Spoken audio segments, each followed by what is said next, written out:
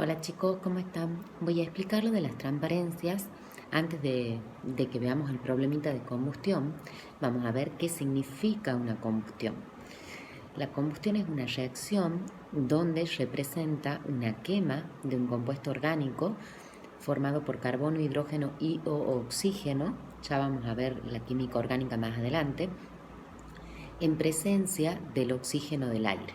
Bien, recuerden que el aire está formado por una mezcla de gases, oxígeno, nitrógeno, dióxido de carbono, gases nobles, también partículas en suspensión. Bien, entonces el oxígeno del aire es el que participa en esa quema de ese compuesto orgánico, donde, de acuerdo a los productos de reacción, si son dióxido de carbono y vapor de agua, que son productos no tóxicos, significa que se da una combustión de tipo completa. ¿Cuándo se da una combustión de tipo completa? Cuando hay suficiente cantidad de oxígeno. En cambio, cuando hay insuficiente cantidad de oxígeno, lo que pasa, se generan productos que son tóxicos, como ser el monóxido de carbono, el carbono sólido, el cianuro de hidrógeno, ¿bien? Y ahí hablamos de una combustión de tipo incompleta, que se da cuando hay una insuficiente cantidad de oxígeno o había una suficiente cantidad de oxígeno al inicio de la reacción, pero después se ha consumido y no ha quedado más. Bien. En la siguiente transparencia yo les he puesto un compuesto orgánico que tiene una fórmula carbono 2, hidrógeno 6, que se quema con el oxígeno del aire y genera dióxido de carbono y agua. A su vez yo la igualé a esa ecuación química. Bien, 2 carbono puse un 2, 6 hidrógeno puse un 3 adelante del agua y tenía oxígeno 2 del lado de los reactivos y 7 del lado de los productos, entonces puse 7 medio. Eso pasa en química orgánica. Ahora, ¿qué pasa cuando nosotros ahora vamos a tener en química inorgánica problemas de reacciones de combustión? Nosotros no vamos a poder igualar esa reacción química. ¿Por qué? Porque en general mi incógnita del problema es la composición centesimal de ese compuesto incógnita, o su fórmula mínima o su fórmula molecular. Y para que yo pueda igualar una ecuación química, tiene que estar su fórmula molecular. Entonces, yo le había dicho que el compuesto orgánico era formado por carbono, hidrógeno y o oxígeno. Significa carbono, hidrógeno o carbono, hidrógeno y oxígeno.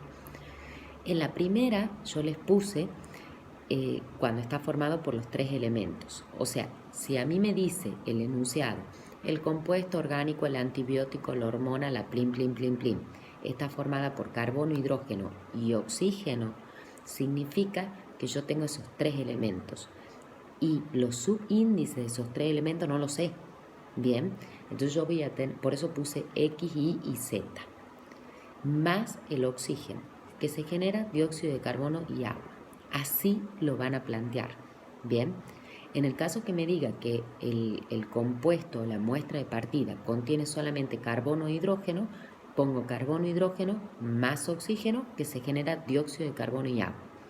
Siempre que tenga un problema de combustión acá en química inorgánica, va a ser una combustión de tipo completa. Se va a generar dióxido de carbono y agua.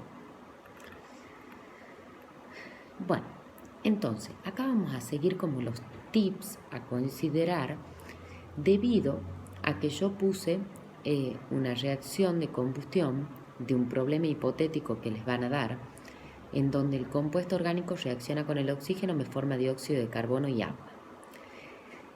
Siempre le van a dar de dato los gramos de dióxido de carbono que se formen, los gramos de agua que se forman. En esos gramos de dióxido de carbono hay unos gramos de oxígeno y unos gramos de carbono. En los gramos de agua que se forma hay unos gramos de hidrógeno más unos gramos de oxígeno. Entonces, ¿qué análisis van a hacer ustedes? Van a calcular los gramos de carbono que están en el dióxido de carbono y los gramos de hidrógeno que están en el agua. Esos gramos de carbono que están en el dióxido de carbono provienen exclusivamente del compuesto orgánico, porque el compuesto orgánico es el que tiene carbono. Los gramos que estén en el agua van a venir directamente del compuesto orgánico. Bien, esa manera se aplica la ley de conservación de la masa y de la energía. Bien, entonces, si nos detenemos, yo le he puesto, ¿cómo van a calcular los gramos de carbono? Por estequiometría. O sea, yo me pregunto, ¿cuántos gramos de carbono están en el dato que le van a dar a ustedes de una determinada cantidad de carbono? Por ejemplo, de dióxido de carbono. Por ejemplo, 20 gramos de dióxido de carbono se forman. Lo de arriba surge por estequiometría. En el peso molecular del dióxido de carbono, que es 44, hay 12 gramos de carbono. En ese dato X.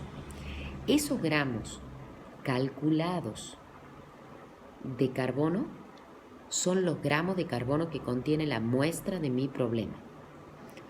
Vamos a hacer lo mismo con los hidrógenos. Los gramos de hidrógeno que están en esos gramos de agua que me han dado de dato. Lo de arriba surge por estequiometría. En el peso molecular, o sea, en 18 gramos de agua, tengo 2 gramos de hidrógeno. En el caso de los gramos de oxígeno, lo van a sacar por diferencia. Bien, ¿por qué?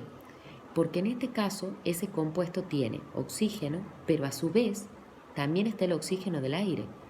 Entonces, para no cometer ningún error, yo lo saco por diferencia entre los gramos de la muestra, que va a ser la sumatoria de los gramos de los 3 elementos, bien, entonces hago gramos de la muestra menos los gramos de carbono más los gramos de hidrógeno, saco los gramos de oxígeno que solamente están contenidos en esa muestra de antibiótico, de compuesto orgánico, etcétera, etcétera.